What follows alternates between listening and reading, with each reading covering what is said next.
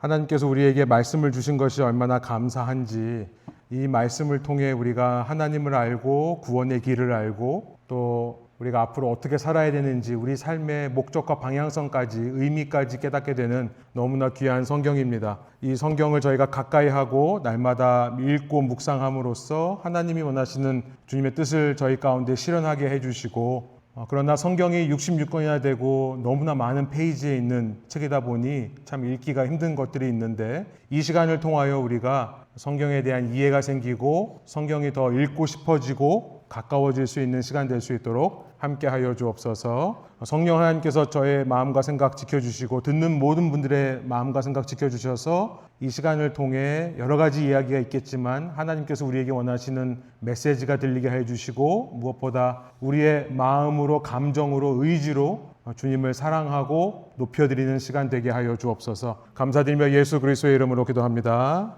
아멘.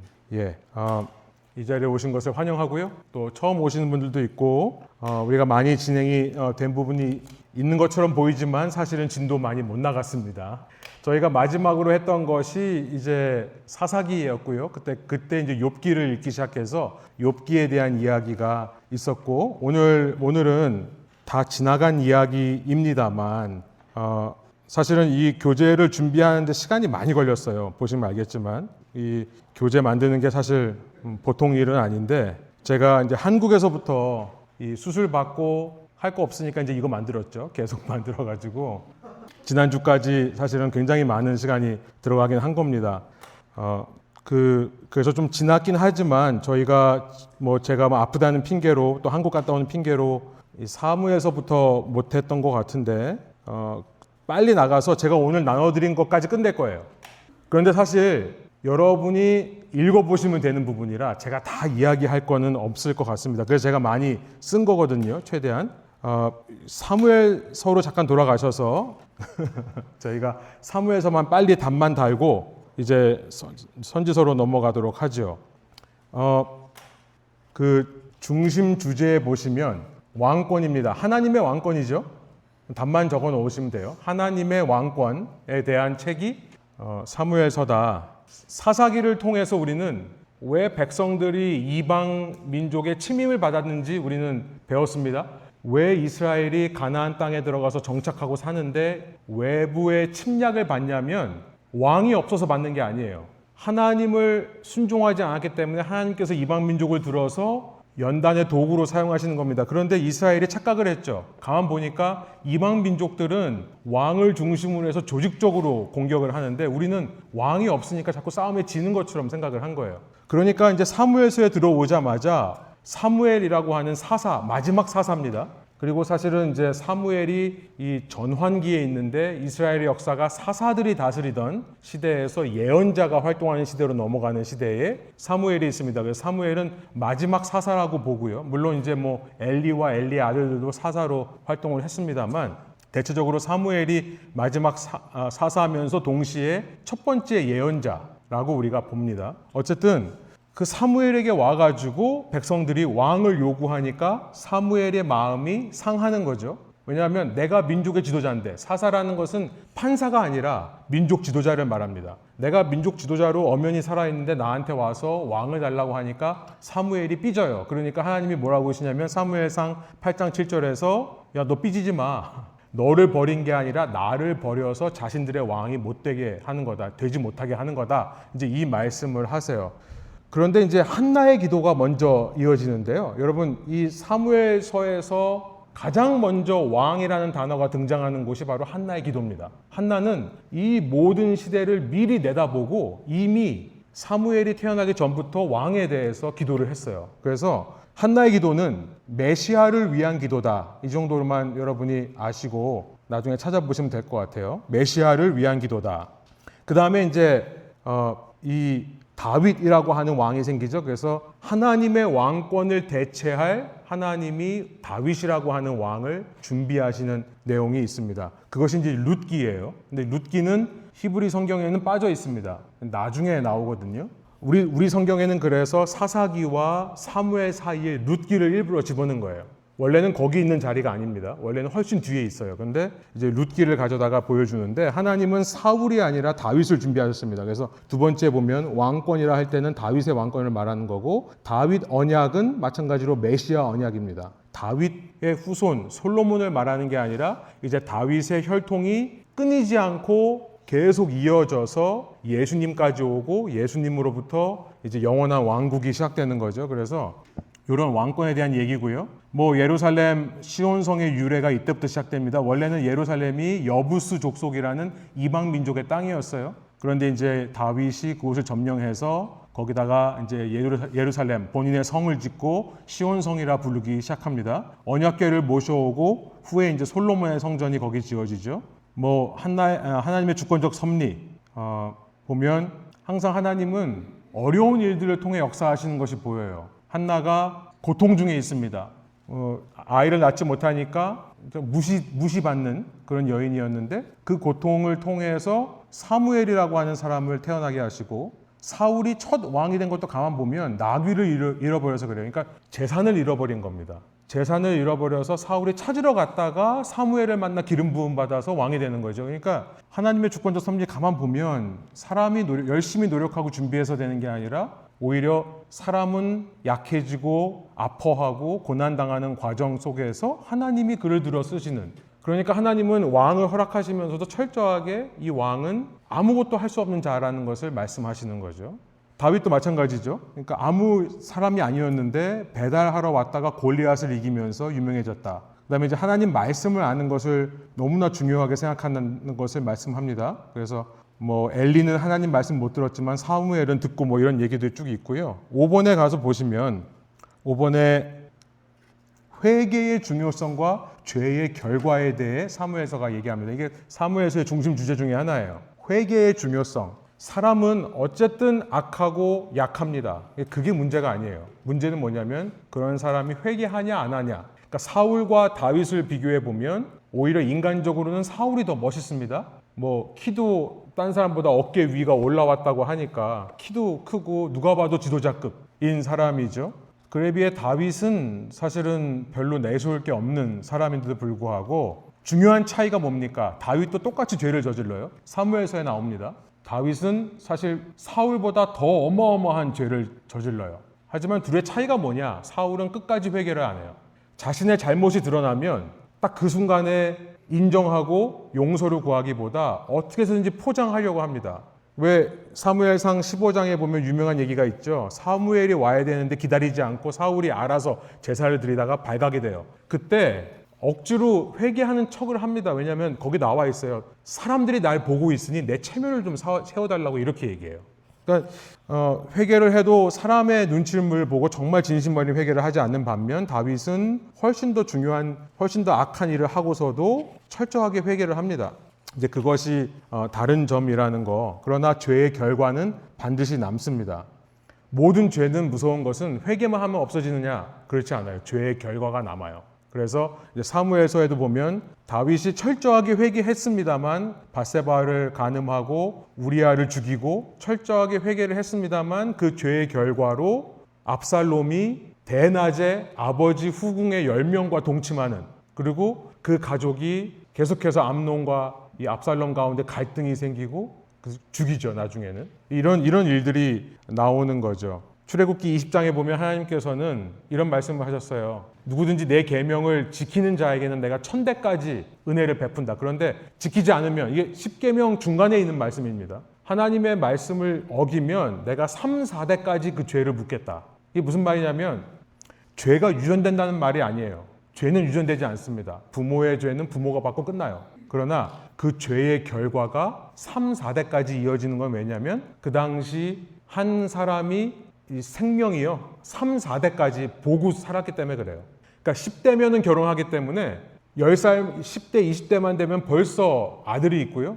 40대가 되면 그 아들의 아들이 있고 60대가 되면 아들의 아들의 아들이 있는 겁니다. 그러니까 3, 4대까지 이어지던 시대예요. 그러니까 할아버지가 한 사람이 잘못하면 그 죄의 결과를 3, 4대까지 받게 되는 거는 죄의 결과를 얘기하는 거지 죄가 유전된다고 하는 것은 아닙니다. 그래서 우리가 회개라고 하는 가장 좋은 무기가 있음에도 불구하고 애초에 죄를 짓지 않으려고 노력해야 되는 이유죠. 결과 때문에요. 아무튼 구조로 넘어오시면 서론은 이제 1장부터 7장까지 사무엘의 이야기고요. 그 다음에 본론은 사무엘에서 사울 왕으로 넘어가는 이야기입니다. 그래서 빈칸에는 사무엘, 사울 쓰시면 되고, 그 다음에 본론에서 두 번째는 사울에서 다윗으로 넘어가죠. 다윗을 빈칸에 넣으시면 돼요.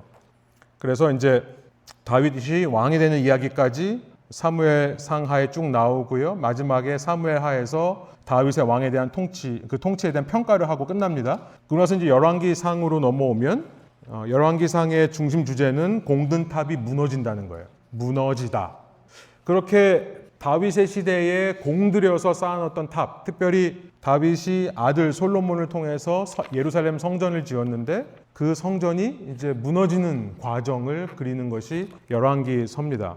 열왕기서는 이제 보통 사람들이 포로 기간 동안에 포로로 잡혀간 기간 동안에 쓰였다고 생각을 해요. 그래서 이그젤릭 피리어드라고 포로 귀환 시대에 이제 열왕기서를 썼다라고, 누가 썼는지는 정확히 모릅니다만 이렇게 썼다라고 얘기를 하는데, 이 포로로 붙잡혀간 이스라엘 백성들이 질문을 한 거예요. 우리가 어쩌다가 이렇게 됐는가? 그래서 우리가 어쩌다가 이렇게 멸망하고 포로로 끌려올 수밖에 없는가를 이제 조사해서 써내려간 역대기이기 때문에 우리 성경에도 역대기가 있습니다만 다른 역대기와 달리 지도자들의 문제점을 고발하는 내용이 많이 나와 있습니다. 그래서 공든탑이 무너지고 어쩌다가 이렇게 됐는가를 살펴보는 책이 열왕기 상하입니다. 어쩌다가 됐는가? 우상숭배죠. 두 번째는 빈칸에 우상숭배, 아이돌 월십이라고 쓰면 됩니다. 우상이란 무엇이냐? 첫 번째 빈칸에는 재물, 맘몬이다. 재물, 맘몬. 우리가 이제 맘몬 그러면 어떤 신의 이름이라고 생각하기가 쉬운데요. 맘몬이라는 신의 이름이 아닙니다. 맘몬이라고 하는 거는 이제 아만이라고 하는 동사에서 나온 거거든요. 아만이라는 동사는 의지하다라는 뜻이에요. 그러니까 맘몬이라는 말은 우리가 의지하는 것이라는 명사형입니다. 동사의 명사형이에요. 무엇이든 우리가 의지하는 것은 맘몬이 될 가능성이 있는 겁니다. 우상이 될 가능성이 있다는 거예요. 돈, 직장, 자녀, 성공, 건강, 인기, 뭐 이런 것들이죠. 그런데 이런 것이 없이 살 수는 없어요. 필요해요. 돈도 필요하고 건강 필요하고 인기 뭐 다 필요합니다. 그런데 있긴 있지만 하나님보다 더 의지하게 되면 그건 우상이 되는 거죠. 그러니까 의지를 하되 하나님보다는 의지하지 말자. 우리가 자녀들도 이제 저희도 이제 자녀를 키우면서 이 자녀를 어떻게 하면 좋은 길로 인도할 수 있을까? 저희도 이제 주원이가 대학 가는 시점이기 때문에 굉장히 고민하는 시점인데요. 자칫 잘못하다가는 우상이 되겠더라고요. 이게 정말 우상이 되겠더라고요. 그래서 하나님을 자꾸 의지해야 되는데 자꾸 사람의 방법을 의지하고 사람의 지혜를 의지하고 이런 것들이 우상이 될 수 있겠다. 그 다음에 밑에 보시면 나뉘어진 마음이 문제입니다. 나뉘어진 마음. 나뉘어진 마음. 두 마음을 품는 거죠. 야고보서 4장 8절에 두 마음을 품는 자들이여 마음을 순결하게 하라라는 말씀이 있는데요. 결국 우상숭배란 두 마음을 품는 거예요. 이 이스라엘의 우상숭배는 제가 계속 말씀드리지만 하나님을 아예 떠난 게 아닙니다. 나 하나님 안 믿어. 하나님을 떠난 게 아니에요. 이스라엘의 우상숭배는 하나님을 믿으면서 다른 한편으로는 맘몬을 의지하는 거예요. 이게 우상숭배입니다. 나뉘어진 마음. 그런데 신기한 건 뭐냐면 이것 때문에 멸망을 향해 가는데요. 하나님께서 열왕기서를 통해 하나 보여주시는 너무나 중요한 원리가 있습니다. 저는 이게 굉장히 이 열왕기서의 중요한 주제라고 생각하는데 대표성 원리예요. 세 번째는 대표성이라고 써주시면 되겠어요. 대표성의 원리. 여기로부터 이미 구약에 칭의라는 개념이 나옵니다. 칭의, justification. 우리는 질문하죠. 그러니까 하나님이 왕을 원하지 않으셨는데 인간 왕을 세우는 것을 좋아하지 않으셨는데 근데 왜 왕을 허락하셨을까요? 그리고 왜 다윗이라는 왕을 준비해 주셨을까요? 하나님이 싫어하는 것임에도 불구하고 사람들이 원하니까 들어주시는데 그러면 하나님이 원하지 않는 것도 우리가 막 달라고 그러면 하나님께서 주십니까? 이게 아니에요. 하나님은 사람들이 왕을 요구할 때 하나님은 이게 참 하나님이 신기하시죠. 창조 세계를 선하게 창조했는데 인간이 그 창조 세계의 죄라고 하는 이 뭐죠? 그러니까 물감을 검은색 물감을 칠해버리면 하나님은 거기서 예수 그리스도의 십자가라고 하는 구속 역사를 만들어내신 분이에요.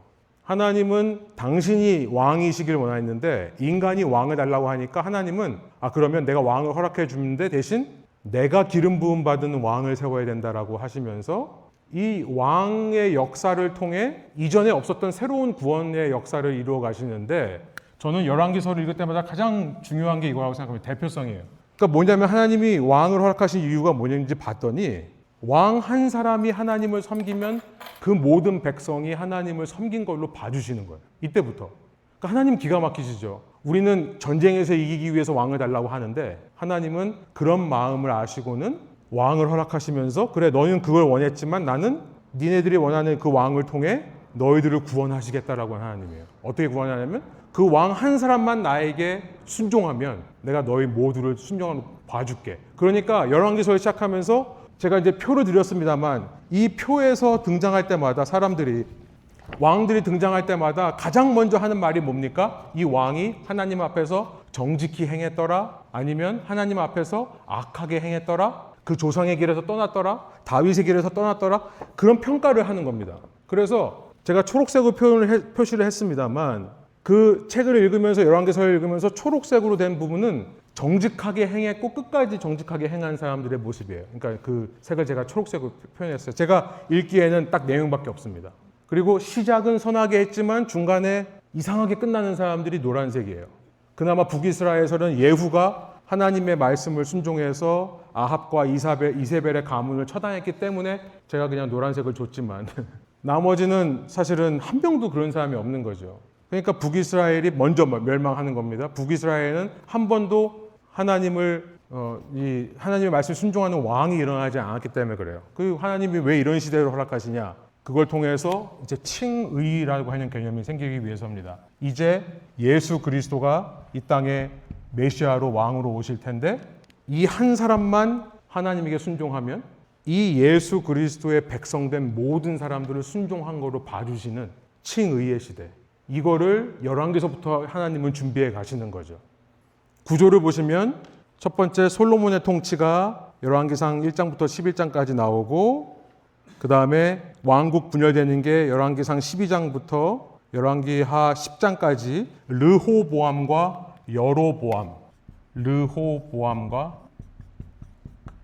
여로보암이라고 하는 두 왕으로 나뉘어서 르호보암이 솔로몬의 아들입니다. 르호보암의 유다와 베냐민 지파가 붙게 되고 나머지 10지파는 이제 여로보암을 왕으로 북이스라엘을 만들게 되는.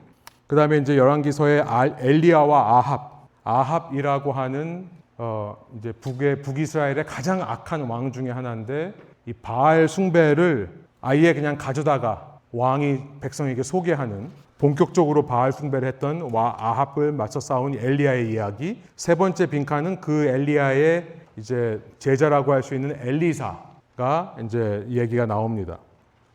3번에 보면 이제 남유다의 이야기가 이제 여기서도 이제 북이스라엘의 역사가 끝나버려요. 그리고 나서 이제 남아 있는 것은 남유다밖에 없기 때문에 이제 열왕기하서부터 11장서부터는 이제 남유다만을 나오고 있는데 히스기야 그다음에 므낫세, 요시아가 이제 개혁을 합니다. 22장, 23장.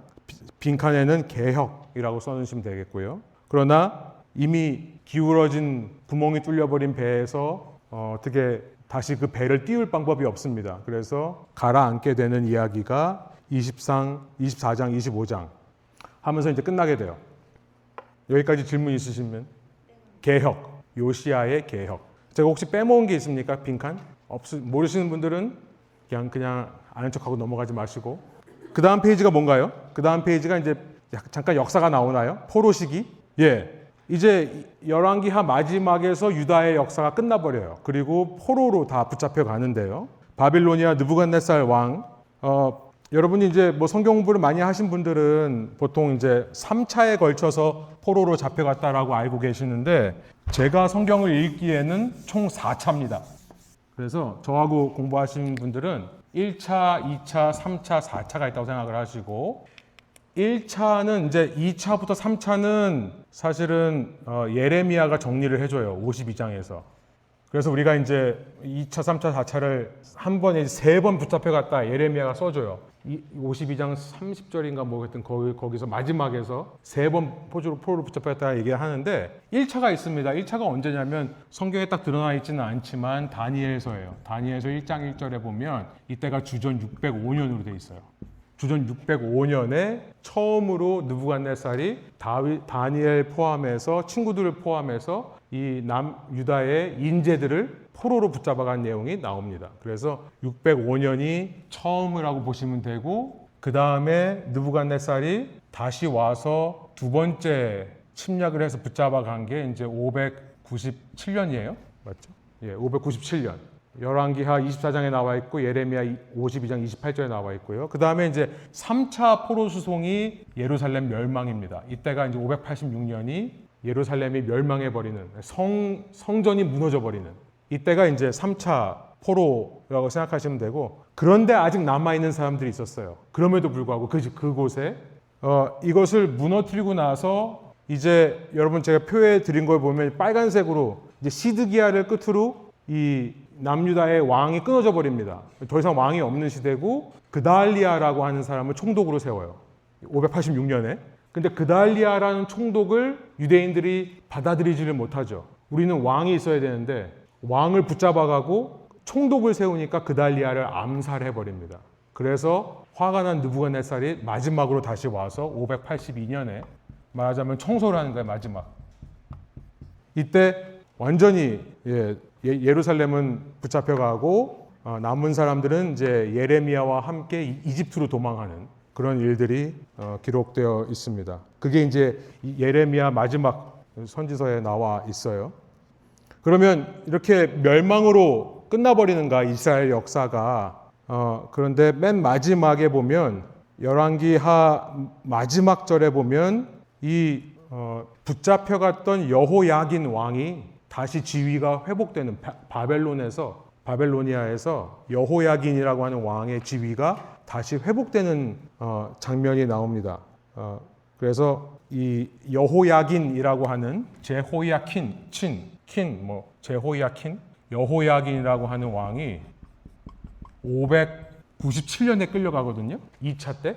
근데 여호야긴과 함께 끌려간 사람이 에스겔 선지자예요. 그래서 에스겔이 뭐 하냐? 에스겔서를 이제 읽어보셨습니다만 에스겔은 바빌로니아에 붙잡혀가서 바빌로니아 달력으로 계산하지 않고요. 여호야긴이 붙잡혀온 시대를 기점으로 해가지고 시간을 계산을 합니다. 그러니까 에스겔은 여호야긴이라고 하는 왕이 다윗의 후손이 언젠가 복직될 거를 아마 알았던 모양이에요. 그래서 그날만은 기다렸던 것 같아요. 카운트를 여호야긴이 붙잡혀온 지 얼마 된 해 이렇게 계산을 해요. 혼자 바빌로니아에서 다 왕을 중심으로 계산을 하는데 에스겔만 그렇게 한다는 거죠. 그래서 이 여호야긴이 결국 나중에 왕권이 회복되어서 이 바빌로니아 왕의 식탁에서 같이 식사하는 모습으로 열왕기서가 끝납니다. 그러니까 아직 하나님의 다윗 언약은 살아있는 거예요. 아직 창세기 3장 15절에서 말씀하신 여자의 후손은 살아있는 겁니다. 그러니까 그 이야기를 하면서 이제 끝나게 되는 거죠. 자, 여기까지가 전 예언서예요. 제가 말씀드렸습니다만 성경은 토라가 있고요. 유대인의 성경은 토라, 창출, 레민신, 모세 오경이죠. 그 다음에 이제 네빔이라고 하는 예언서가 있는데 예언서는 쓰실 필요 없으세요. 이거는 전 예언서와 후 예언서가 있습니다. 전 예언서가 우리가 알고 있는 여호수아, 사사기, 사무엘, 상하, 그 다음에 열왕기, 상하. 요게 4권의 책인데요. 원래는 상하가 나뉘지 않고 이렇게 4권의 책인데 요게 전 예언서예요. Form of Prophet. 여기까지가 이제 전 예언서의 끝이에요. 그러니까 우리 성경은 역사서로 분류합니다만 유대인들은 이게 예언서라고 생각을 한 거예요. 전 예언서의 결론이 있습니다. 첫 번째 뭐냐면 인간의 불가능함과 하나님의 가능하심. 이 전 예언서를 읽어보면 우리가 말하는 성자, 성인은 없습니다. 다들 이게 부족하고 악한 사람들이지만 인간은 불가능하지만 하나님께서는 얼마나 인간이 불가능한지 멸망으로 끝나버리는 그런 나라를 계속해서 가능하게 하시는 거죠. 그러면서 메시아를 기다리라라는 메시지로 끝나게 되죠. 메시아. 여기까지 질문 있으세요? 자, 뒤에 페이지에 보시면 네빔이라고 되어 있습니다. 제가 이제 다시 한번 정리를 해드려요. 19페이지 앞에 있었는데 전 예언서가 이제 former prophet이고 기억하시는지는 모르겠습니다만 former prophet을 다시 다른 말로 신명기적 역사라고 해요. 그러니까 신명기에 근거해서 신명기에 나와 있는 법대로 사냐 안 사냐를 요 기록들이 이제 보고 있는 거죠. 근데 이제 후 예언서가 있습니다. 우리가 이제 보통 예언서라고 말하는 이사야, 예레미야, 에스겔, 요게 이제 후 예언서고, 그 다음에 소 예언서, 마이너 프로펫이 12권이 하나로 묶여가지고, 그러니까 총 4개의 책으로 돼 있어요. 히브리 성경에는. 그래서 이제 우리가 이제 오늘 요거를 끝낼 건데요. 그 전에 먼저 이제 예언자란, 나비가 있고, 로에가 있고, 호세가 있는데, 나비가 예언자입니다. 이 나비라고 하는 말은 하늘을 나르는 게 아니라, 나비라고 하는 거는 나바에서 나온 말인데요. 나바라는 말은 announce, 선언하다라는 말이에요. 나바. 이게 이제 announce라는 말이죠. 그러니까 나비는 어떤 사람이냐? 나바 하는 사람인데 뭐냐면 그냥 하나님의 말씀을 전하는 사람이에요. 그러니까 Thus saith the Lord. 하나님이 이렇게 말씀하신다라고 하면서 그냥 하나님이 말씀하시는 걸 전달하는 사람이 예언자입니다. 근데 우리가 이제 전통적으로 이걸 선지자라고 우리가 얘기했었는데 뭐 이사야 선지자, 예레미야 선지자. 선지라는 거는 무슨 말이에요? 미리 안다는 거죠. 그게 바로 로에입니다. 그러니까 로에라는 말은 seer예요. 정확히 말하면 seer, 보는 사람, 선지자. 그래서 봐서 아는 사람. 이게 뭡니까? 오늘날의 무당이에요. 점치는 사람. 그러니까 미래 일을 아는 사람들을 선지자라고 그래요. 혹은 선견자. 성경에서. 그래서 우리가 이사야를 선지자라고 하지 않고 예언자라고 합니다. 왜냐하면 예언자는 뭐냐면 미래 일을 막 점쳐서 아는 사람이 아니라 그냥 하나님의 말씀을 받는 거예요. 그 하나님의 말씀이 미래의 이야기들을 많이 하기 때문에 미래에 관한 이야기처럼 보이지만 여러분 하나님 예언의 특징은 뭐냐면 포커스가 미래가 아니라 현재입니다. 거기 아마 있는지 모르겠는데 제가 다시 아마 얘기할 건데 성경적인 예언의 특징은 뭐냐면 하나님은 현재에 관심이 있으세요. 왜 미래의 얘기를 하냐면 너가 이렇게 살다가는 미래에 멸망할 거다. 이 얘기를 왜 하시냐면 그러니까 지금 회개하라는 거죠. 그러니까 예언의 목적은 현재의 삶을 바꾸는 거지. 그죠? 미래를 대비하는 거는 선견자입니다. 그러니까 이게 차이가 있는 거예요. 호세라고 하는 사람은 뭐냐면 비저널이에요. 환상을 보는 사람. 네, 왜 그러면은 프로펫이 있고 나비가 있고 로에가 있고 호세가 있냐? 이 비저널이라고 하는 것은 환상이라고 하는 것은 어느 시기에 나오냐면 예언은요 현재의 이야기를 합니다. 왜냐하면 현재가 바뀌면 미래가 바뀔 거기 때문에 그래요. 그렇죠? 그러니까 예언은 항상 소망의 메시지랑 연결이 돼요. 너가 지금은 이렇지만 하나님 말씀에 순종하면 너의 미래에는 소망이 있을 거다. 근데 환상은 언제 이제 시작되냐면 이거는 예언이라고 하고 묵시라고 그러는데요. 묵시는 뭐냐면 소망이 끊어진 상태입니다. 그러니까 이미 그날이 왔어요. 그렇게 경고했던 그날이 와버렸어요. 그러니까 이제는 너가 이걸 회개해라 라는 말이 의미가 없어져요. 그죠? 왜냐하면 회개해도 달라질 게 없으니까 하나님이 너 그다 맞는다 하고 경고하실 때는 소망이 있었습니다. 안 맞을 소망이 있었어요. 근데 진짜 안 되겠네 이거 하고 딱 한 번 때리고 나면 울는 상태에서는 소망이 끊어져 버렸죠.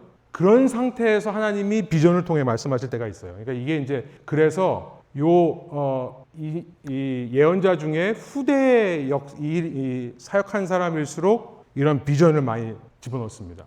환상, 비전, 묵시 이런 거는 언제 나오냐? 소망이 끊어진 상태, 더 이상 어떻게 할 수 없는 상태에서 이제 환상을 보기 시작하는 거예요. 그래서 그런 점이 좀 다르다라는 것을 좀 말씀드리고 싶고요.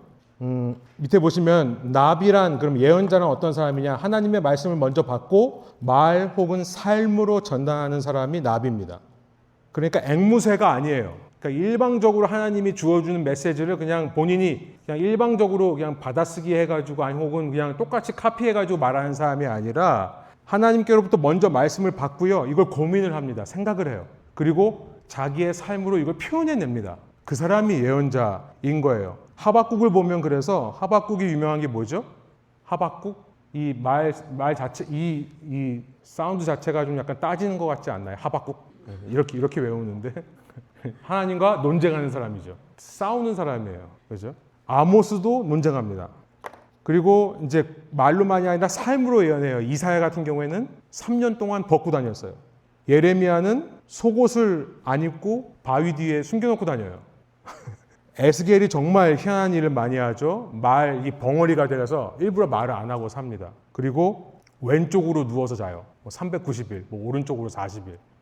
똥으로 막 음식 구워 먹고요. 일부러 이렇게 하나님이 하라고 하셔서 막 머리털과 수염 깎고. 호세아는 어떻게 하죠? 호세아는 음란한 여인과 결혼을 합니다. 그러니까 이런 식으로 삶으로 메시지를 전하는 사람이기도 해요. 하나님 백성의 역사에 처음부터 있어야만 했던 역할이고, 밑에 보시면 이들이 하는 거는 foreteller입니다.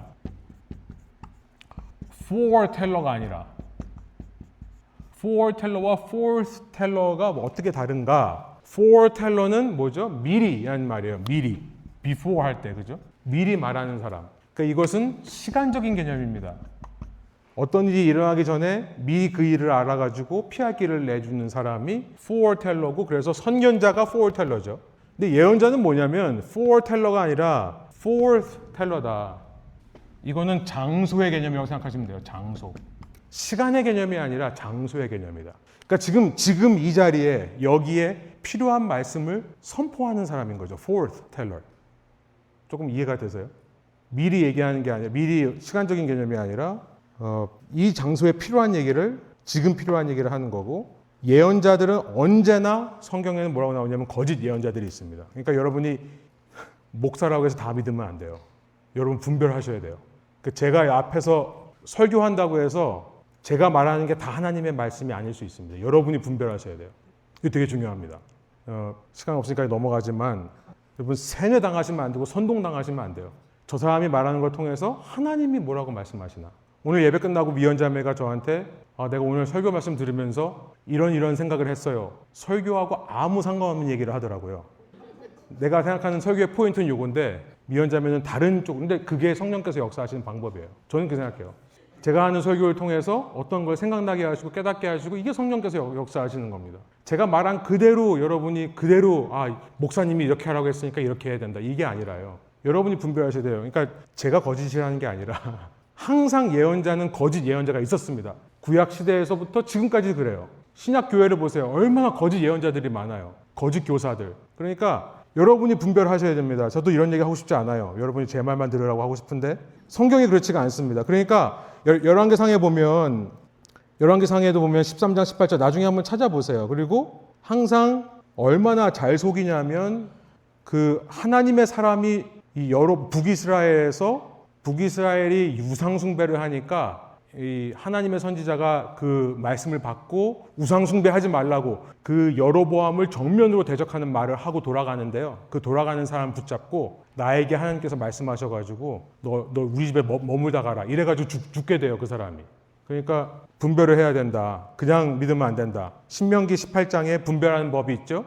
뭐라 그래요? 신명기 18장에 보면 거짓 예언자를 분별하는 딱 한 가지는 뭐냐면 시간이 지나봐. 시간이 지나서 그 사람이 말한 대로 돼 있으면 그 사람은 참이고, 시간이 지났는데 그 사람이 말한 것이 이루어지지 않는다 그러면 거짓이다, 이렇게 되는 거예요.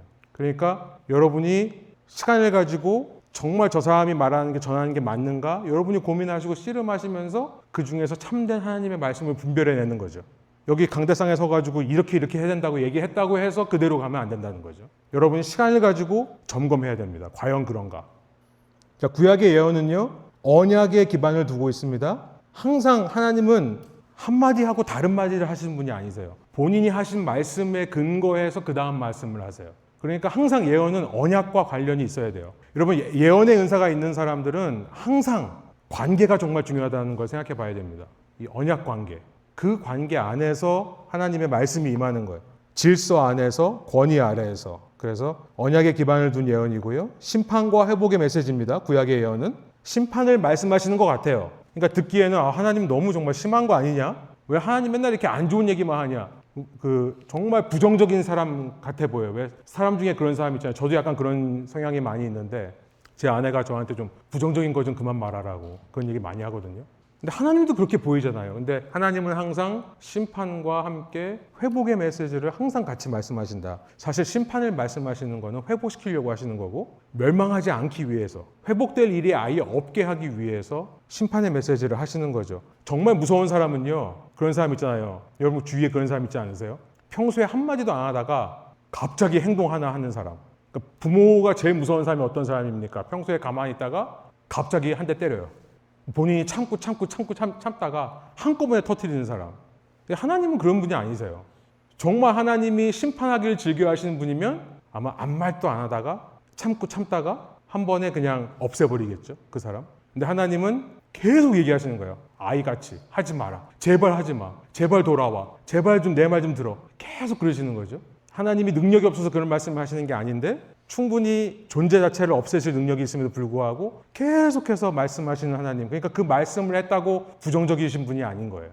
오히려 사랑하니까 그렇게 말하는 겁니다. 그래서 구약의 메시지를 들으면서 정말 우리 이사야 읽고 예레미야 읽었지만 정말 힘들었어요. 그죠? 한 얘기 또 하고 왜 그냥 한 번 그냥 한 대 때리고 그냥 넘어가지. 그냥 계속 얘기하고. 이게 하나님의 사랑이라는 거. 그 다음에 아까 말씀드린 대로 세 번째, 미래적 관점에서 현재에 초점을 맞추신다. 예언에는 항상 현재성이 있습니다. 그러니까 미래 얘기를 하시는 이유가 있다면 현재를 바꾸라고 하시는 거다. 그래서 네 번째, 미래의 소망이죠. 아까 말씀드린 소망입니다. 미래의 소망을 가지라고 예언을 하십니다. 그래서 소망의 메시지가 늘 존재하는데 첫 번째 소망의 메시지는 언제나 메시아 예언이에요. 결국 하나님도 아세요. 너희가 안 된다는 거를. 그러니까 내가 남은 그루터기 이 세에게서 하나의 싹을 틔우겠다. 그죠? 이사야에 말씀하시고 내가 그 한 가지를 일으키겠다. 남겨두겠다. 내가 메시아를 보내겠다라고 하는 소망의 메시지를 항상 말씀하시고 그다음에 야훼의 날입니다. 여호와가 아니라 야훼라고 읽는다고 했어요. 여호와가 아니라 야훼. 야훼의 날. 그래서 주의 날. 다른 말로 주님의 날. 근데 이 주님의 날의 목적은 멸망이 아니라 회복입니다. 멸망하시려고 한 것도 있지만 결국은 그걸 통해서 새로 지으시는 거죠. 그러니까 소망을 가지고 있다. 그다음에 새 언약. 세 번째는 늘 새 언약을 이루십니다. 호세아서, 예레미야 유명한 말씀들이 있는데 읽어보시면 항상 마음에 새살이 돋게 하고 마음을 새롭게 해주시고 항상 새로이 언약을 맺기 원하시는 하나님이시라는 거. 자, 이제 구체적으로 예언서로 들어가서요. 이제 제가 여러분을 위해서 일을 또 다 했습니다. 보시면 이 예언서의 구성이 있죠. 현재 예언서는 이렇게 현재는 대예언서, 소예언서 그래가지고 예언서가 이사야, 예레미야, 그 다음에 예레미야 애가를 끌어왔어요. 같은 예레미야니까 라고 생각해서 이제 예레미야 애가를 끌고 와서 여기다가 집어넣고 에스겔, 그 다음에 이사야, 예레미야, 에스겔은 원래 히브리어 성경에도 이 후 예언서로 들어있는 책이긴 한데 거기다가 다니엘을 붙였어요. 다니엘은 이제 예언서가 아니고 원래는 케투빔이라고 하는 성문서에 분류되는 것인데 다음 주에 하겠습니다. 어쨌든 요거 다니엘은 다음 주, 다다음 주. 예. 그런데 이제 여기다 끌어왔어요. 그 다음에 이제 소예언서를 보면 소예언서는 유대인 성경과 똑같아요. 그러니까 제가 옆에다가 유대인 성경 그냥 네빔이라고 했죠. 순서가 똑같아요. 호, 욜, 암, 욥, 욘, 미나, 합습, 학습, 말. 그러니까 제가 12개 외우는 방법 제가 말씀드렸었어요. 썰렁해서 다시는 하지 않겠고.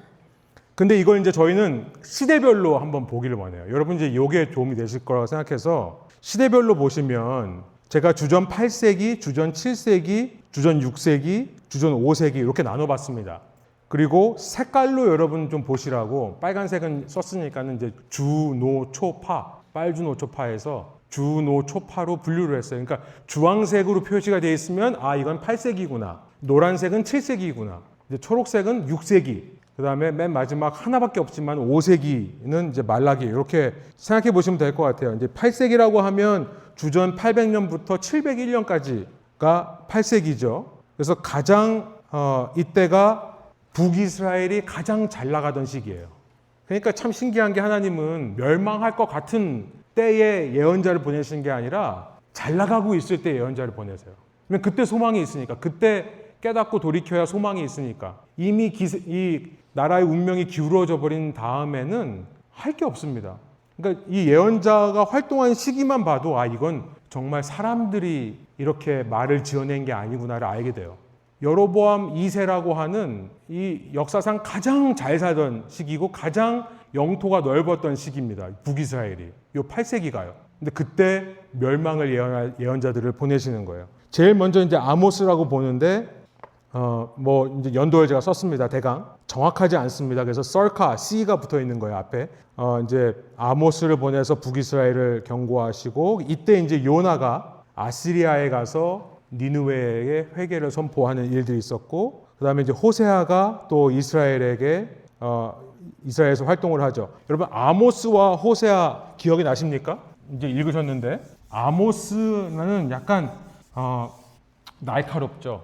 아모스는요 굉장히 메시지가 같은 북이스라엘을 경고하는데도 이 사회 정의 이때 북이스라엘이 잘 살다 보니까 이때부터 실제로 이 고고 발굴 학자들이요 아키올로지스트가 뭘 발견하냐면 당시 이 집 터를 보면 예전엔 다 그래서 다 똑같이 한 집에 그러니까 특히 유대인들은 더 민감했습니다. 그 집을 똑같이 져가지고 이렇게 땅에다가 했던 터들이 나오는데 주전 8세기가 되면 어떤 집들이 나오냐면 이 두 집을 하나로 연결해 버렸어요. 혼자 사는 거예요 여기 한 가족이. 어떤 가족이죠? 부자예요. 어떤 고고 발굴학자들은 아예 여러 명이 살 수 있는 터에 혼자 사는 집들이 발굴된다고 얘기를 해요. 혼자. 그러니까 잘 사니까 부자들이 더 부자가 돼서 부자들이 뭘 하죠? 형제들의 집을 뺏는 거예요. 뺏고 확장 공사하는 거죠. 자기 집 더 크게. 이게 실제로 이때 나오기 시작합니다. 그러니까 아모스가 이걸 보고서는 막 꾸짖는 얘기, 되게 날카로운 얘기를 해요. 아모스는 어느 나라 사람이냐면 남유다 사람이에요. 그러니까 맘 놓고 꾸짖는 거죠.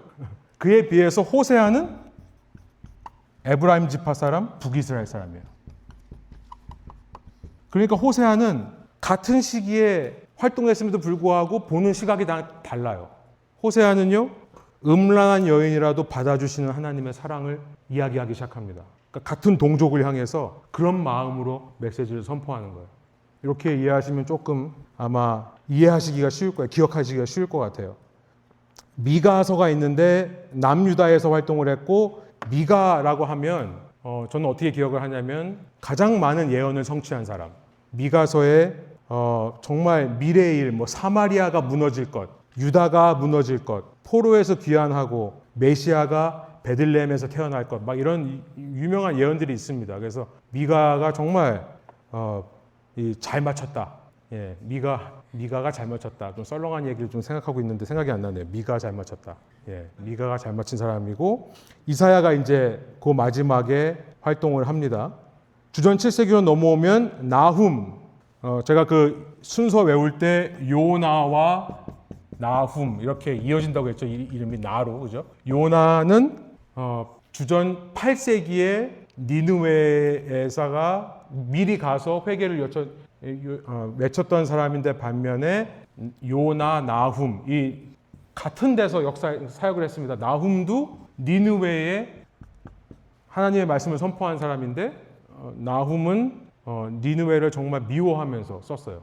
그래서 나훔의 다른 말이 이 미움의 노래라고 그래요. Hymn of Hate. 너무 미워. 이때가 주전 7세기 아시리아가 제일 잘 나갈 때입니다. 제일 잘 나갈 때 아시리아를 향해서 요나의 예언이 니느웨를 바꾼 것처럼 보였지만 그러나 실제로는 결국은 니느웨마저 주전 612년에 바빌로니아에 의해서 완전히 무너져 버려요.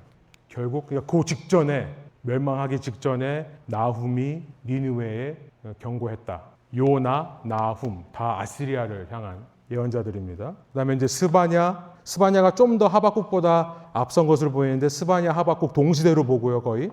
하박국 아까 말했지만 하박국 약간 따지는 것 같죠. 그래서 따진 사람, 하나님한테 따진 사람이고 스바냐가 동시대 사람인데 이제 우상 숭배를 경고했고 예레미야가 이제 7세기 마지막에 나오고 그 다음에 이제 6세기로 넘어가면 다니엘이 제일 먼저 활동을 했습니다. 물론 다니엘은 이 예언서가 아니라 이제 케투빔 나중에 문서에 포함되는 책이지만 다니엘이라고 하는 예언자 자체는 이제 605년에 끌려가서 이제 거기서 활동을 했고요. 바빌로니아에서 6세기는 이제 바빌로니아 그러니까 7세기는 아시리아, 6세기는 바빌로니아. 바빌로니아 할 때 예루살렘이 멸망했다. 7세기에는 8세기는 이제 북이스라엘의 멸망. 이게 가장 큰 일이었고요. 6세기에는 예루살렘 멸망. 586년이니까 이 예루살렘 멸망을 기점으로 해서 이제 요엘과 학개 사이에 점이 있습니다. 그게 이제 포로 시기란 얘기예요. 그 사이가 이제 멸망해서 포로 시기고, 그 전에 이제 다니엘이 바빌로니아에서, 에스겔이 또 바빌로니아 끌려가서 거기서 예언을 했고, 오바댜라고 하는 사람은 에돔을 향해 메시지를 외쳤는데, 우리가 보통 정확한 연대는 모릅니다만 586년 이후로 봐요. 왜냐하면 예루살렘이 멸망한 다음에 바빌로니아의 포로로 끌려갈 때 그걸 옆에서 비웃던 사람들이 에돔입니다. 이 에돔이 에서의 후예인데요. 그러니까 야곱과 형제지간이에요. 그런데 야곱의 후손이 끌려가는데 에돔의 후손들이 비웃었어요. 조롱. 그래서 오바댜가 그 에돔을 경고하는 메시지를 전하는데, 그래서 우리가 보통 이것이 아마 예루살렘 멸망 이후에, 그걸 겪고 난 이후에 한 거다라고 추측을 하고요. 요엘 예언자는 요엘 정확한 연대를 모릅니다. 근데 이제 요엘 역시도 내용상 예루살렘이 무너진 이후에 활동한 것처럼 보여서 이제 그렇게 표현을 하고요. 학개 스가랴, 이제 포로 귀환 이후에 1차, 2차, 3차로 포로가 귀환하게 되는데 1차 포로 귀환 시기에 중단되었던 공사를 다시 공사하라라고 말했던 예언자가 학개와 스가랴. 그다음에 이제 말라기 이렇게 끝납니다. 자, 제가 12개의 소예언서뿐만 아니라 이사야서부터 쭉 정리를 했는데요. 여러분이 그냥 읽어보시라고 하는 거예요. 기록으로 가지고 계시고, 나중에 이사야서를 읽을 때 궁금한 것이 있다, 좀 알고 싶다 그러면 이걸 보시면 좀 도움이 될 수 있겠습니다. 또 예레미야 읽으실 때, 자, 이사야를 보면 저희가 좀 쉬었다 할까요? 아니면은 빨리 끝낼까요? 빨리 끝낼까요? 한 30분, 이제 4시 반 전에는 제가 끝낼 수 있을 것 같아요. 다 비웃으시는데. 예, 이사야서를 보시면 여러분 여기 활동 시기 이제 주황색이니까 주전 8세기, 그죠? 700 몇 년 이렇게 생각하시면 돼요. 그러니까 8세기니까 700 몇 년. 그래서 이름의 뜻은 구원이시다, 부르심, 중심 구절 이렇게 있고요. 역사적 배경을 보면 우시야, 히스기야 왕 이름들이 쭉 나옵니다. 그래서 이제 추정 가능한 시기가 가장 이른 시기가 이제 792년서부터 이제 산헤립 왕이 나오는 681년까지인데, 근데 사람이 이렇게 100년 가까이 활동할 수는 없잖아요. 그래서 이제 보통 우시아의 마지막 때쯤 시작을 해서, 그러니까 740년쯤 시작을 해서 아마 산헤립 왕이 있던 연도까지 활동했을 거다. 유대인의 전승을 보면 므낫세가 이사야를 죽인 걸로 나와 있습니다. 혹시 그 얘기 아세요? 히스기야의 아들 므낫세인데 악한 왕, 왜 악한 왕이 됐냐면 그가 이사야를 죽였기 때문인데, 이사야를 어떻게 죽였냐면 나무 통 속에다가 집어넣고 톱으로 잘랐어요. 그렇게 하나님 말씀을 실현한 거예요. 이게 유대인의 전승으로 나옵니다. 그래서 히브리서에 가면 11장 37절에 보면 어떤 사람은 복음을 전하다가 톱에 갈려 죽기도 했다라고 하는데 아마 이사야를 말하는 게 아니냐, 이렇게 얘기하는 사람들이 있어요. 갑자기 잠이 깨시죠? 네. 아시리아 제국의 역사를 잠깐 보시면 이제 이때 주전 8세기 말씀드렸습니다만 예루살렘 멸망이 가장 큰 사건이었어요. 이때 최강국이 아시리아 제국입니다. 그래서 북이스라엘 여로보암 2세, 북이스라엘이 가장 잘 살았을 때만 해도 이 아시리아는 그렇게 힘이 세지 않았어요. 그러니까 이제 요나가 간 거죠. 회개를 선포하러 이때. 그런데 이제 이후에 급성장하기 시작합니다. 아시리아가. 아시리아라고 하는 나라는 시리아 북쪽에 있는 나라인데 가장 악명 높았던 게 잔인한 그 사람들을 죽이는 거죠. 가죽을 벗겼대요. 사람을 한 마을을 정복하면 그 마을에 있는 모든 사람을 다 가죽을 벗깁니다. 아이까지. 이걸로 유명했어요. 이거 왜 그랬냐? 하나의 조건을 얘기해요. 너희가 우리나라가 되면 우리가 얼마든지 너에게 시민권을 줘요. 그리고 우리와 한민족이 될 수 있는데 그럼 우리와 결혼을 해야 돼요. 그런데 그러지 않으면 이렇게 죽어라는 걸 보여주기 위해서 그렇게 했다고요. 그래서 굉장히 빠른 숫자로 이게 나라가 확장됩니다. 여러분 이제 지도를 보시면 제가 여기 지도는 어딘가에 있을 것 같은데요. 제가 좀 정확히 모르겠습니다만은 그 중동의 지도를 보실 때 뭐 바빌로니아나 페르시아나 이후에 이제 알렉산더 대왕 이야기를 보면은 영토가 엄청나잖아요. 그 영토를 발판을 닦은 게 아시리아예요. 아시리아가 짧은 시간에 수많은 땅을 정복합니다. 이 정책으로.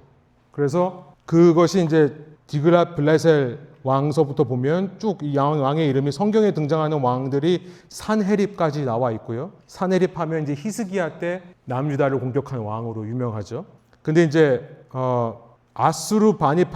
아수르바니팔이라고 하는 왕 때가 최고 전성기입니다. 그래서 이때 아마 나훔 예언자가 가서 활동한 것으로 보이는 거죠. 가장 잘 나갈 때 경고했던. 그러고 나서 보세요. 몇십 년 지나지 않아서 나라가 없어져 버립니다. 612년이에요. 니느웨 함락. 612년 아까 썼죠? 612년. 빈칸에 쓰시면 돼요. 그 뒷페이지에 있군요. 옆에 있어요. 맵이. 예. 거기 보면 이제 아시리아가 얼마나 영토를 확장했는지, 그리고 아시리아가 무너지면서 이제 바빌로니아가 이 땅을 그냥 그대로 받는 거죠. 두 번의 위기가 이제 이사야 책에 기록되어 있는데 디글랏빌레셀 3세가 팔레스타인에 진출했던 주전 735년이 첫 번째 위기였고요. 이사야서 7장 8장에 나와 있습니다. 거기 보면 이제 있고, 그다음에 이제 이사야는 절대 맞서 싸우지 마라. 그러면서 이제 임마누엘이 여기서 나온 거예요. 이때 임마누엘이라는 아기를 줄 테니까 우리 하나님이 너와 함께 있으니까 싸우지 마라. 맞서 싸우지 말고. 그다음에 9장에 가면 평화의 왕이 올 거다. 평화를 원하지 전쟁을 원하지 않는다. 이런 얘기를 했는데도 불구하고 이 아하스는 맞서 싸우려고 합니다. 맞서 싸우려고 어떻게 하죠? 아시리아가 팔레스타인으로 남쪽으로 내려오니까 어떻게 하죠? 그때 시리아와 연합해가지고 이제 어떻게든지 싸우려고 그래요. 맞서 싸우려고. 그러면서 남유다에게 도와달라고 합니다. 북이스라엘이. 우리가 아시리아와 싸울 테니까 도와달라. 근데 남유다가 오케이를 안 해요. 그러니까 갑자기 아시리아를 싸우려고 하다가 남유다를 공격해버려요. 시리아와 북이스라엘이. 그러니까 남유다가 어떻게 하죠? 남유다가 아시리아와 손을 잡을 수밖에 없는 상황이 된 겁니다. 아시리아에게 도움을 요청을 해요. 이것 때문에 이제 이 아시리아가 팔레스타인에 진출하게 되고 결국 북이스라엘이 멸망하게 되는 거예요. 아시리아에 의해서. 이게 참 하나님의 말씀을 정말 중요한 순간에 들어야 되는데 중요한 순간에 듣지 않고 내 생각대로 했다가 이렇게 일이 긁혀지는. 네.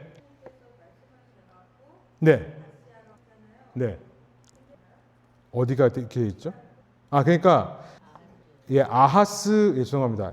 남유다 아하스고요. 그때 이제 시리아와 북이스라엘이 아시리아와 같이 싸우자고 했는데 그거를 안 한 거죠. 남유다가. 그러니까 이제 그 북이스라엘과 시리아가 연합한 김에 아예 남유다를 치려고 내려오니까 남유다가 아하스가 아시리아에게 연락을 해가지고 도와달라라고 한 거죠.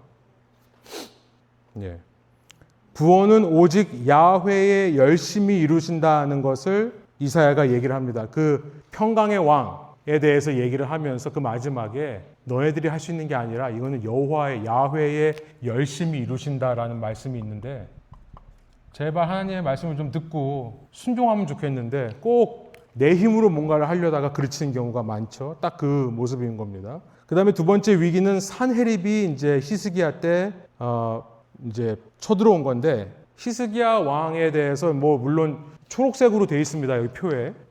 선한 왕이에요. 근데 히스기야의 마지막을 보면 참 답답한 부분이 히스기야 때문에 바빌로니아가 팔레스타인 진출하게 돼요. 그 빈칸에는 산헤립의 침략과 바빌로니아의 팔레스타인 진출. 그러니까 산헤립이 이제 남유다 예루살렘을 공격하러 내려오면 아시리아가 북이스라엘을 공격하고 남유다까지 공격하러 내려오니까 또 똑같아요. 이사야는 싸우지 말라고 걱정하지 말라. 히스기야 왕한테 얘기해요. 하나님께서 싸우실 거다. 근데 히스기야가 못 기다리죠. 그러니까 바빌로니아한테 도움을 요청했던 겁니다. 사신을 보내요. 그래서 결국 뭐 예루살렘 성전을 다 보여주고 이곳이 어떤 곳인지를 알게 해서 바빌로니아로 하여금 팔레스타인에 관심을 갖게 하는 거죠. 결국 어떤 경우에도 하나님 외에 다른 나라를 의지하지 말라는 교훈이 여기서 이제 우리가 알 수 있는 거고요. 저자를 보시면 이제 세 부분 가설이 있는데 이사야가 1장부터 66장까지 있는데 1장부터 39장의 저자가 다르고 40장부터 55장까지의 저자가 다르고 56장부터 66장까지의 저자가 다르다. 1장에서 39장, 40장에서 55장, 56장에서 66장까지의 저자가 다 다르다. 그래서 첫 번째 부분을 프로토 아이자야, 그래서 제1 이사야, 그 다음에 뭐 두 번째 이사야, 세 번째 이사야 이렇게 표현을 하는데요. 박사 학위 받으려고 신학자들이 열심히 공부한 거예요. 근데 요즘은 이렇게 얘기 안 하고요. 통일성을 얘기합니다. 그러니까 어땠든지 간에 이사야를 하나의 책으로 보고 한 저자를, 이사야를 중심으로 해석하려고 하는 그런 신학의 움직임이 있는 거기 때문에 한동안 이제 독일에서 뭐 비평신학 그래가지고 이거 뭐 문체를 조사하고 쓰는 단어를 조사해가지고 보니까 저자가 다르다 막 이런 식으로 얘기를 한 거예요. 근데 같은 저자라도 내용이 다릅니다. 그러니까 틀린 내용을 가지고 쓰면 다르게 쓸 수 있는 거예요. 그래서 밑에 보시면 뭐 성경 자체의 증거는 제가 그냥 스킵하고요. 요한복음에 보면 뭐 에스라에 보면 또 정체 이 두 번째 이사야도 이사야가 쓴 것으로, 특별히 이제 제일 중요한 거는 예수님께서 그렇게 말씀하세요. 이 두 번째 이사야에 속한 이사야서 53장 1절을 인용하시면서 예언자 이사야가 이렇게 얘기했다 이렇게 말씀하시거든요. 그런 것들이 있는데 결론적으로 3번에 보시면 다른 문서를 모아놓은 게 아니라 그냥 한 권으로 보고 다만 주제의 흐름을 이해하면 왜 이렇게 다른지를 알 수 있게 되는데, 밑에 이제 제가 구조를 썼습니다만 이사야를 이해하는 한 가지 그림만 보면 끝나요. 이사야서는 저는 제가 이해하기에는 이제 모래시계입니다. 그래서 1장부터 39장까지는 하나님의 구원이 마치 이렇게 좁아지는 것처럼 보여요. 점점 하나님의 백성들이 이렇게 차 있다가 점점 빠져나가는 것처럼 보여요. 점점 모래시계처럼 점점 이렇게. 근데 왜 그런가 봤더니 요 중간에 이사야서 중간에 있는 이게 이제 1장부터 39장의 내용이고요. 요 중간에 40장부터 55장까지 가만 보니까 하나님께서 suffering servant, 고난받는 하나의 종을 세우시는 것을 보여주시고 그 한 사람의 종이 하나님께 순종했더니 그 다음부터 그렇게 줄어드는 것 같던 하나님의 백성들이 다시 이 땅에 가득 차게 된다. 이런 얘기를 56장에서부터 66장까지가 얘기를 하는 거예요. 그래서 이런 구조로 되어 있기 때문에 관점이 다르니까 문체가 틀리고 단어가 틀린 겁니다. 질문 있으세요? 이 정도만 알아두셔도 여러분이 이사야서 읽으실 때 도움이 됐을 것 같고, 요즘은 뭐 유튜브나 뭐 인터넷에서 별의별 리가 다 있잖아요. 이런 것도 아는 척하면서 뭐 교회에서는 이런 거 안 가르쳐 주는데 여러분 들어봤냐? 이사야서가 다 다르다는 거 아냐? 막 이런 얘기를 하거든요. 다시 말씀드리지만 속지 마십시오. 분별하십시오. 예레미야 쭉 보시면 돼요. 뭐 쭉 본다고 해서 지금 벌써 이사야도 15분 얘기했는데, 역사적 배경 보시면 니느웨가 함락되고, 그러니까 아시리아가 무너진 겁니다. 니느웨는 아시리아의 수도예요. 그 다음에 요시아가 개혁을 합니다만, 요시아가 개혁을 해서 나라의 운명을 바꾸려고 하지만 이미 늦었어요. 요시아 자체가 이집트가 이렇게 올라올 때 막으려고 하다가 느고 왕에 의해서 죽어요. 그러면서 나라가 이제 완전히 흔들리기 시작하는데, 이 지중해를 제가 잘 못 그리는데 뭐 이렇게 이제 있다고 그러면은 팔레스타인 지역에서 이제 이집트가 올라옵니다. 이집트가 왜 올라오냐면 얘네 이제 아시리아가 무너지고 나서 바빌로니아라고 하는 신흥 강국이 너무 세져요. 그러니까 얘네들 가만두면 안 되겠다. 그래서 이제 싸우러 올라와요. 싸우러 올라오는 중에 요시아가 죽고, 그 칼케미시라는 곳에서 이제 대전투를 벌이는 게 605년입니다. 605년에 칼케미시라고 하는 곳에서 바빌로니아와 이집트가 부딪혀요. 바빌로니아의 승리로 끝납니다. 그리고 나서 이집트가 도망가죠. 도망가는 이집트를 바빌로니아가 따라오다가 남유다를 만나는 거예요. 남유다를 만나서 더 이상 쫓지 않고, 얘가 여기 남유다를 우리가 buffer state, 그러니까 직접 이집트랑 부딪히면은 좀 그러니까 여기다가 나라를 하나 만들어 놔가지고 얘를 통해서 좀 완충지대를 만들어야겠다라는 생각으로 인재들을 잡아가고 여기다가 이제 자기가 왕을 세웁니다. 바빌로니아가 여호야킴이라고 하는, 맞죠? 여호야킴 왕을 세워버려요. 그렇게 포로로 끌려간 게 이제 605년 칼케미시 전투 이후에 여세를 몰아 남유다에 와서 다니엘을 그때 끌고 간 겁니다. 그래놓고 여호야김을 세웠다가 여호야김이 말을 고분고분 듣고 버퍼 스테이트로 완충지대로 잘 순종해야 되는데 자꾸 말을 안 들어요. 그러니까 다시 와가지고 597년에 여호야김을 사로잡아가고 여호야긴을 세우고 그때 이제 2차 포로 수송이 시작되는 거죠. 그 다음에 여호야긴을 3차 때 와가지고 이제 완전히 무너뜨리면서 포로로 잡아가고 586년 시드기야를 세웠다가 시드기야가 암살되니까 다시 와가지고 4차로 포로 수송을 해간다. 대강 이해가 되세요? 이제 스토리가. 여러분이 이 스토리를 알고 이제 말씀을 읽으셔야 훨씬 더 와 닿는 겁니다. 바빌로니아 제국 나보폴라살이라고 하는 왕이 느부갓네살의 아버지인데요. 나라의 기초를 닦았고 느부갓네살이라고 하는 왕 때 이제 정복 전쟁이 시작돼서 영토가 굉장히 커지죠. 그 다음에 이제 이브 메로닥이라고 하는 에윌 무로닥이라고 하는 왕이 다스렸는데 그러고 나서 그냥 끝나버려요, 나라가. 언제냐면 주전 539년입니다. 이 말이 안 되는 게 이 강한 나라가 하루아침에 다니엘서 5장인가요? 5장에 나와 있죠. 다니엘서 5장 이제 이번 주에 우리가 읽을 겁니다만 진짜 하루아침에 잔치하다가 나라가 바뀌어버려요. 벨사살 왕이라고 되어 있는데 거기는. 아무튼 그래서 갑자기 멸망을 해버리는데 539년 이 연도는 꼭 기억하시는 게 좋습니다. 6세기인데 주전 6세기. 그러니까 예루살렘이 무너진 지 뭐 한 50년도 안 되는 시점에 그죠? 바빌로니아가 무너지는 거예요.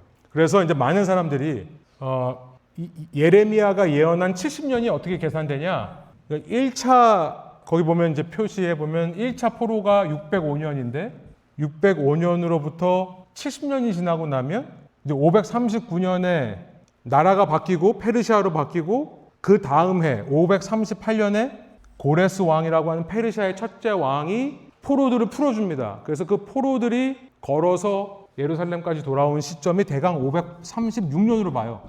혹은 5년. 그러니까 대강 605년에서 처음 포로로 잡혀간 시기에서 70년 지나니까 다시 돌아왔네. 그래서 이제 그렇게 70년이 계산된다고 하시는 분들이 하나 있고 또 한 분들은 586년에 예루살렘이 무너지는데 에스라에서 다시 예루살렘 성이 다시 다시 지어져서 완공이 끝나는 시점이 516년입니다. 주전. 그러니까 여기가 70년이네 이렇게 말씀하시는 분들도 있어요. 갑자기 그 얘기를 왜 하는지 모르겠지만 그런 견해가 있다는 것을 보시고 저자는 예레미야 바룩입니다. 그래서 예레미야에 대해서 3차원적인 그러니까 약간 다른 사람처럼 쓴 것이 있는데 아마 바룩의 영향이 있을 수가 있습니다. 바룩이 쓴 걸 수 있어요. 중심 주제는 마음이 굳은 백성, 새 언약을 통한 회복, 고난 속 희망에 대해서 이야기를 합니다. 에스겔서로 넘어가면 에스겔서까지만 하고 끝내도록 하죠.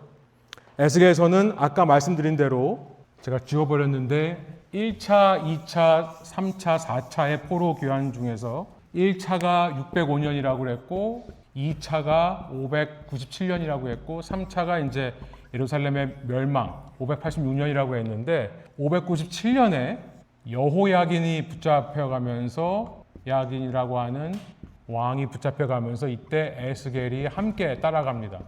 아까 말씀드렸죠. 그래서 에스겔은 붙잡혀가서 거기서 이제 환상을 보게 되는데 왜 환상을 본다고요? 이제 소망이 다 끊어진 것 같은 상황이지만 환상을 통해 하나님께서 말씀을 하시는 것을 기록하죠. 그래서 유다 왕 여호야긴이 포로 잡혀간 해 597년. 그다음에 마지막 활동 기록은 이제 29장에 보면은 주전 571년으로 보입니다. 그래서 그렇게 돼 있고요. 부르심에 돼 있고 이제 구조를 쭉 보시면 되겠어요. 구조가 어떻게 이어지는지. 여기까지만 하죠. 소예언서하고 이제 다음 시간에는 저희가 이제 여기까지 소예언서까지 끝나면 이렇게 하면 어떨까요? 여러분 그냥 끝난 걸로 하면 어떨까요? 소예언서까지. 그냥 12개 제가 정리를 했으니까 여러분이 한번 보세요.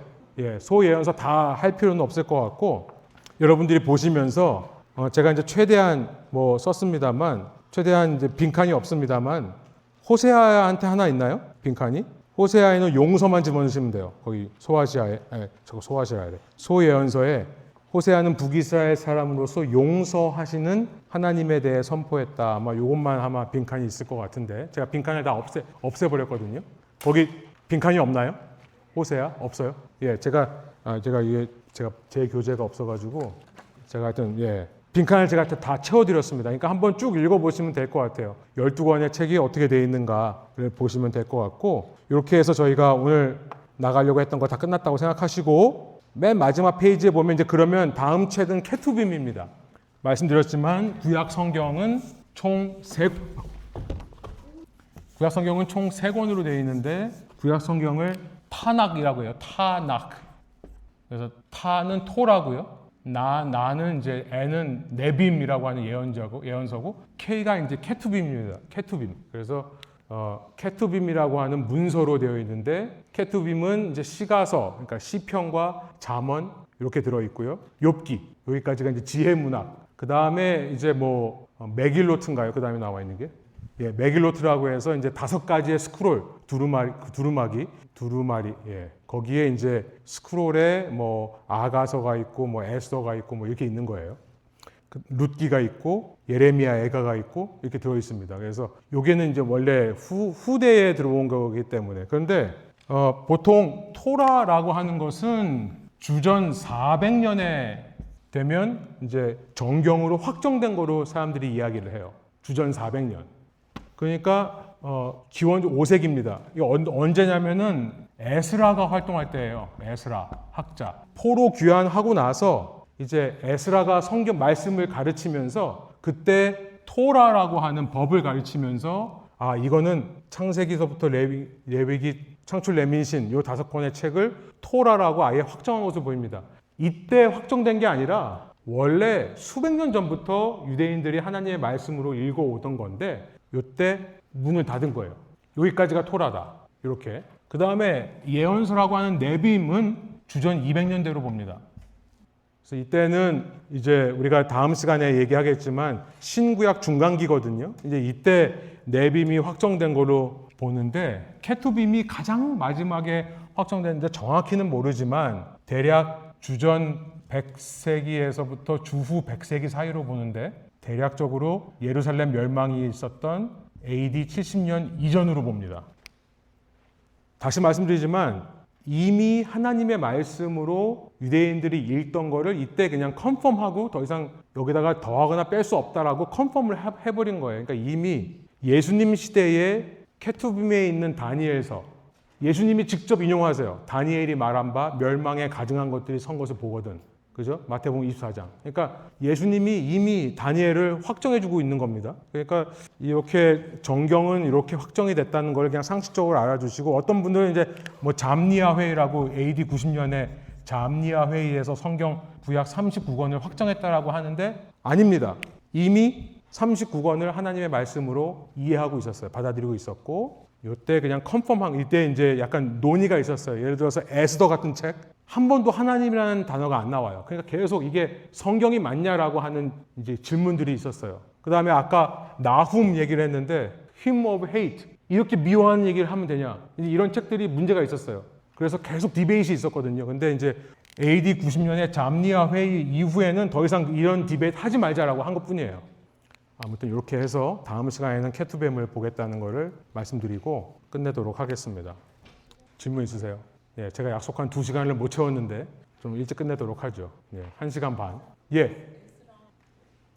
에스라하고 느헤미야는 이제 1차 포로 귀환이 이제 아까 말씀드린 538년 고레스 왕이 칙령을 해서 이때 1차 포로 귀환이 538년으로 보고요. 2차가 이제 에스라가 한참 후에요. 한참 후에 성전 공사가 중단되고 어쩌고 하다가 다시 됐어요. 성전이 세워졌습니다. 근데 성전이 세워졌는데 문제는 뭐냐면 성전만 세워놓고 법을 안 따르는 거예요. 그러니까 에스라가 얘네들 안 되겠다 해서 이제 와가지고 말씀을 가르치기 시작해요. 그때가 이제 458년이에요. 주전. 이게 에스라입니다. 그리고 나서 13년 후에 느헤미야가 다시 포로들을 데리고 돌아오는데 그때가 445년이에요. 느헤미야. 이때는 이때가 아니라 다 페르시아죠. 페르시아 왕 때. 이때가 고레스 왕이고 이때가 이제 아닥사스다 왕이에요. 아닥사스다 왕이 이제 그 고레스의 5대 손입니다. 그래서 이런 배경을 그냥 알아주시면 될 것 같아요. 또 질문 없으세요? 질문하시기가 두려워하시는. 제가 기도하고 마치도록 하죠. 네? 질문 있으세요? 질문 현우. 예. 네. 네. 좋은 질문이에요. 왜 엘리야와 엘리사는 책이 남아있지 않느냐? 사실은 이제 엘리야와 엘리사는 따로 독자적인 책이 없고요. 그 대신에 이제 그의 활동했던 메시지나 기록들이 열왕기서에 있죠. 그래서 따로 있지는 않습니다. 근데 사실 열왕기서가 예언서로 분류되는 이유 중에 하나가 엘리야와 엘리사 때문이에요. 그 유대인들이 이 열왕기서에 있는 엘리야와 엘리사의 활동이 기록이 됐기 때문에 사실은 예언서로 분류가 되는 거죠. 예. 자, 기도하고 마치도록 하죠.